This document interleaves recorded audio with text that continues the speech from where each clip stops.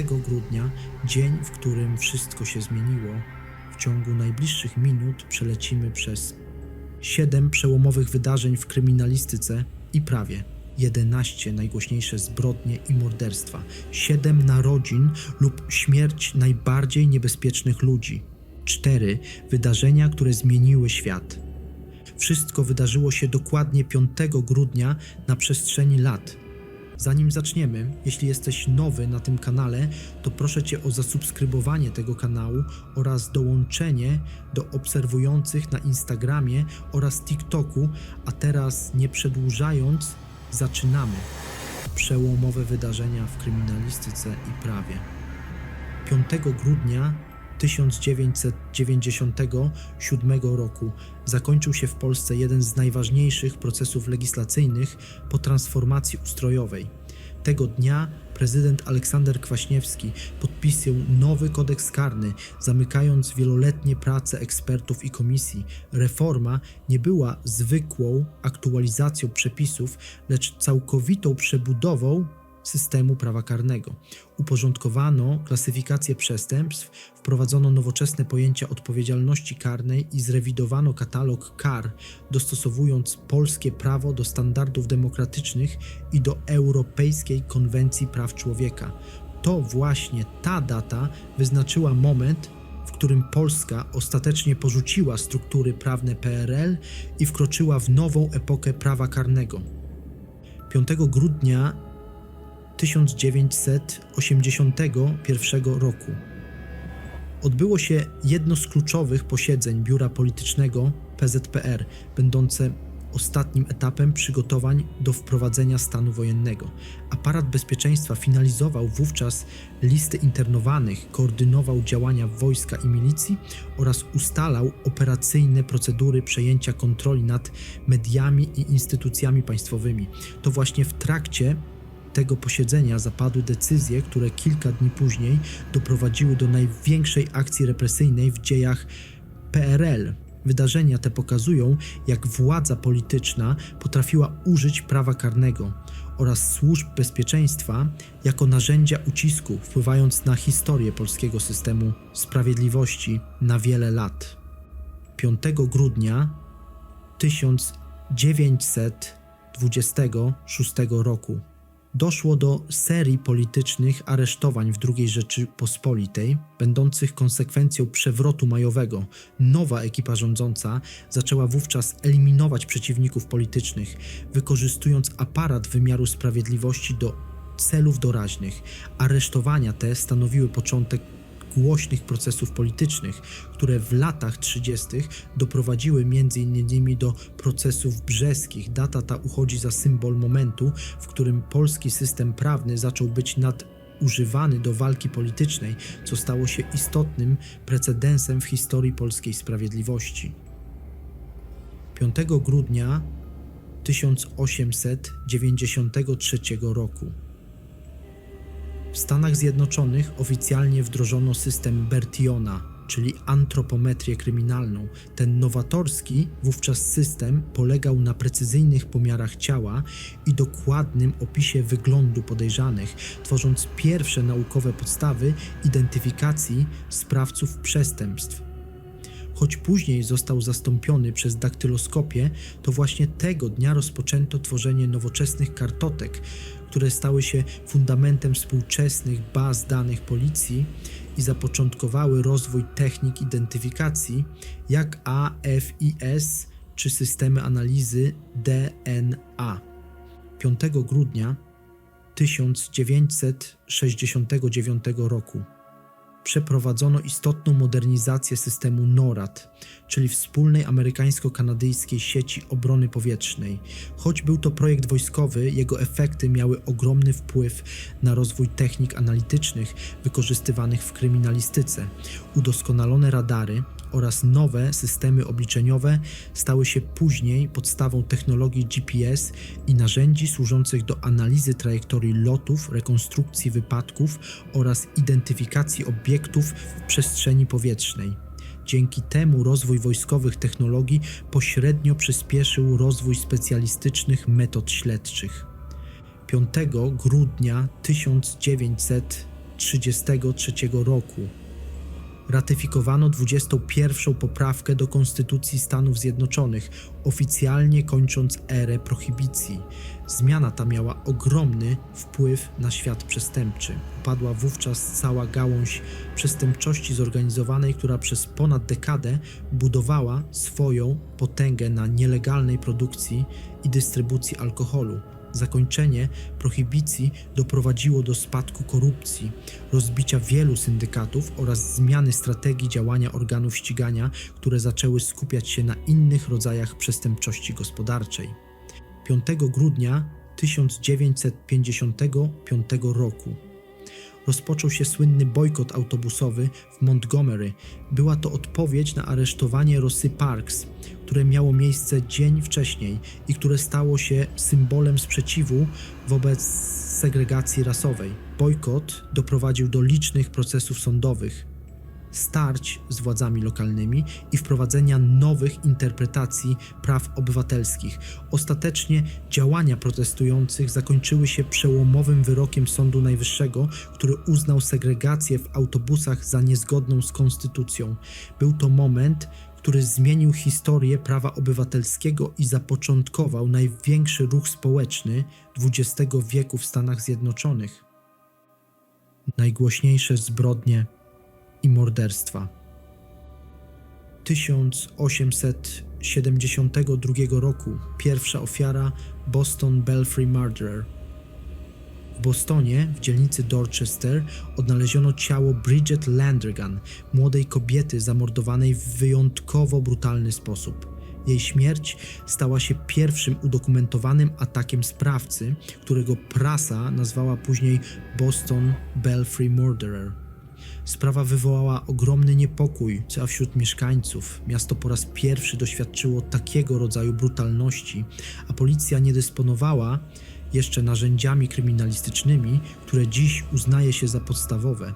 Seria kolejnych ataków pogłębiała atmosferę strachu, a tragedia Bridget stała się początkiem jednego z najwcześniejszych, szeroko komentowanych przypadków działalności domniemanego seryjnego mordercy w Stanach Zjednoczonych.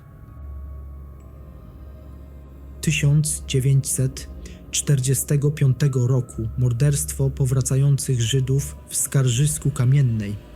W powojennym Skarżysku Kamiennej doszło do zabójstwa 5 Żydów, którzy wrócili do swoich domów po zakończeniu II wojny światowej. Wydarzenie to było jednym z wielu tragicznych incydentów, które miały miejsce w Polsce w pierwszych miesiącach po wojnie, odzwierciedlając ogromne napięcia społeczne, biedę i chaos administracyjny. Powracający ocalali z zagłady często spotykali się z wrogością lub obawą ze strony lokalnych społeczności, co doprowadziło do brutalnej eskalacji konfliktów. Tragedia ta stała się symbolem dramatycznego i niebezpiecznego okresu polskiej historii, w którym wojna formalnie się skończyła, lecz przemoc niestety trwała nadal. 1980 roku śmierć premiera Portugalii Francisco Sá Carneiro. W Lizbonie rozbił się samolot, na którego pokładzie znajdował się premier Portugalii Francisco Sá Carneiro oraz minister obrony Adelino Amaro da Costa. Katastrofa, w której nikt nie przeżył, natychmiast wywołała falę spekulacji o możliwym zamachu politycznym.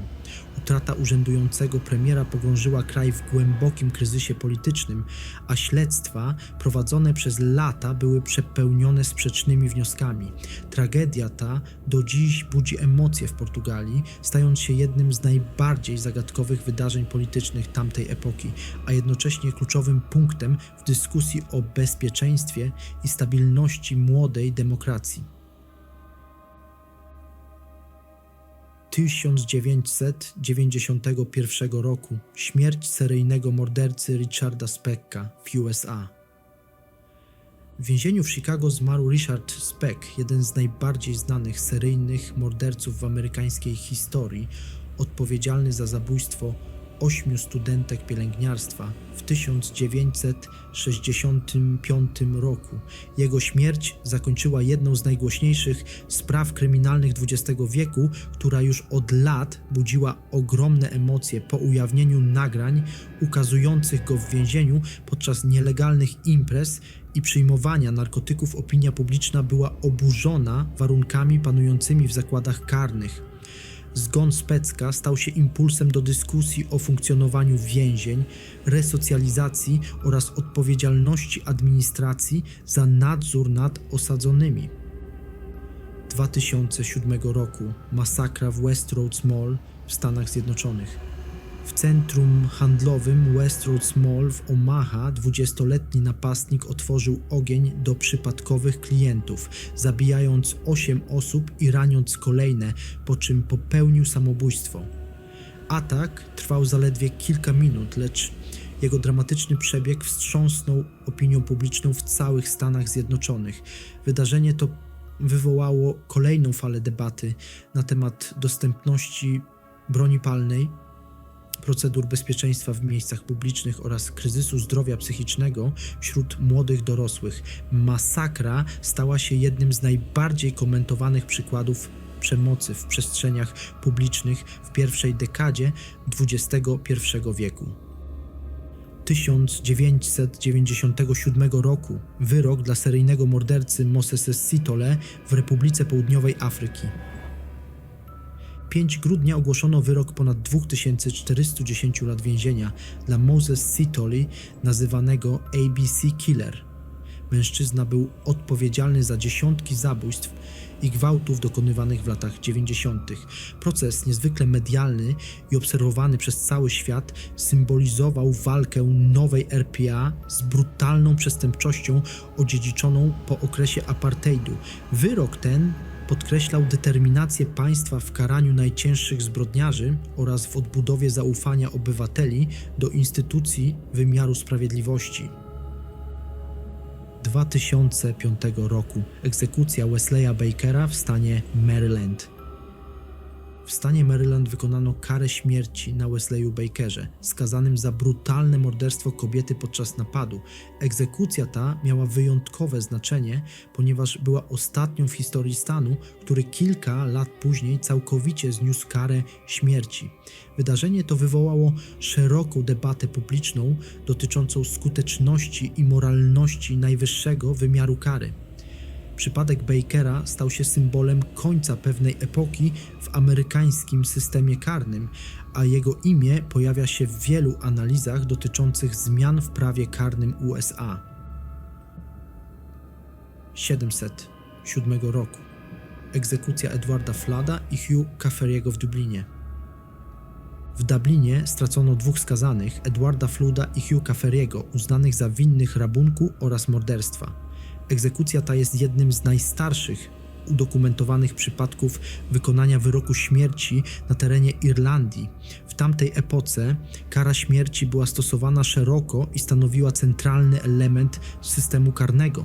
Wydarzenie to przypomina o wielowiekowej historii represyjnego prawa karnego, w którym gwałtowne metody wymierzania sprawiedliwości były normą, a nawet drobniejsze przestępstwa mogły prowadzić do skrajnie surowych wyroków.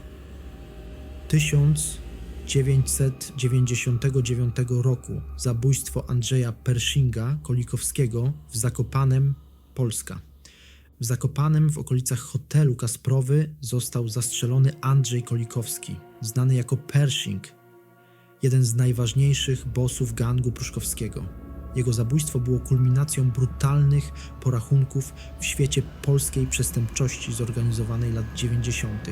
Śmierć Pershinga uznaje się za moment przełomowy. Po niej struktury mafijne zaczęły słabnąć, a organy ścigania zyskały większą przewagę nad grupami przestępczymi. Wydarzenie to odbiło się szerokim echem w mediach i zapisało się jako jedno z najbardziej symbolicznych zabójstw mafijnych w historii Polski. 2017 roku upamiętnienie zbrodni w Starym Ciepielowie i Rekówce Przedstawiciele Instytutu Pamięci Narodowej oraz lokalne władze oddali hołd Polakom i Żydom zamordowanym przez Niemców w 1942 roku. Uroczystość miała na celu przypomnienie o jednej z najbardziej wstrząsających zbrodni popełnionych na ludności cywilnej podczas okupacji. Podczas wydarzenia podkreślano znaczenie pamięci historycznej i edukacji młodego pokolenia, aby tragedie wojny i Holokaustu nigdy nie zostały zapomniane. Wydarzenie to wzmocniło lokalną świadomość historyczną i zostało szeroko opisane przez media regionalne. 2024 roku śmierć studentki Uniwersytetu Jagiellońskiego. Ujawniono wyniki sekcji zwłok studentki medycyny UJ, zamordowanej kilka dni wcześniej przez 23-letniego obywatela Kanady. Sprawa wstrząsnęła Krakowem, a jej brutalność doprowadziła do szerokiej dyskusji o bezpieczeństwie młodych kobiet oraz polityce migracyjnej.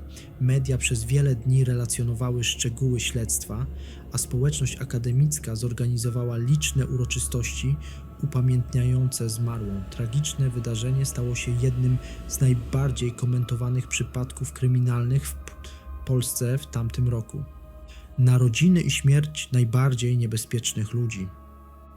1972 roku narodziny Farita Gabidulina.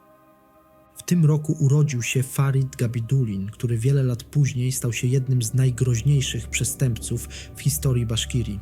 Dorastając w surowych realiach społeczeństwa radzieckiego końca lat 70. i 80., Farid stopniowo wchodził w konflikt z prawem. Najbardziej znany stał się jednak z działalności przestępczej prowadzonej wspólnie z bratem bliźniakiem Timurem.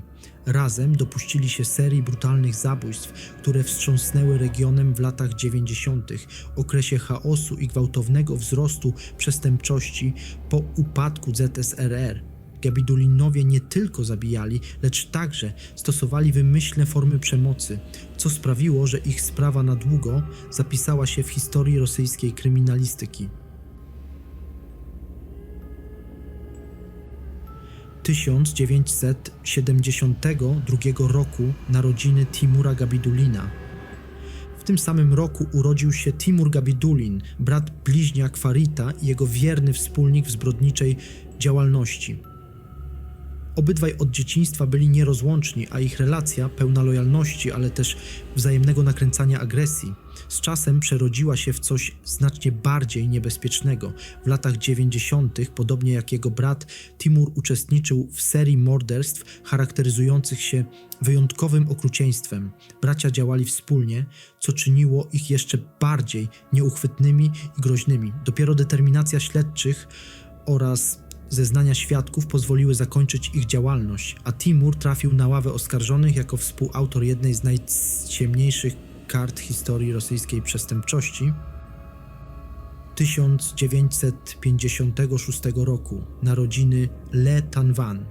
W Wietnamie przyszła na świat Le Tan Van, kobieta, która wiele lat później zyskała ponurą sławę jako czarna wdowa.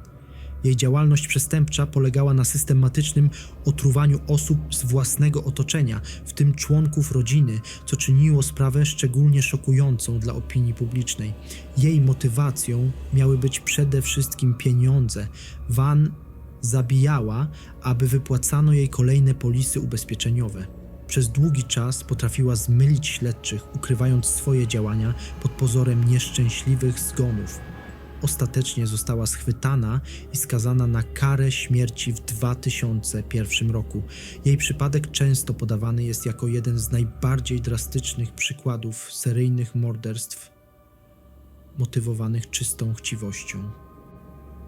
1960 roku narodziny Kurta Friedhelma Steinwecksa.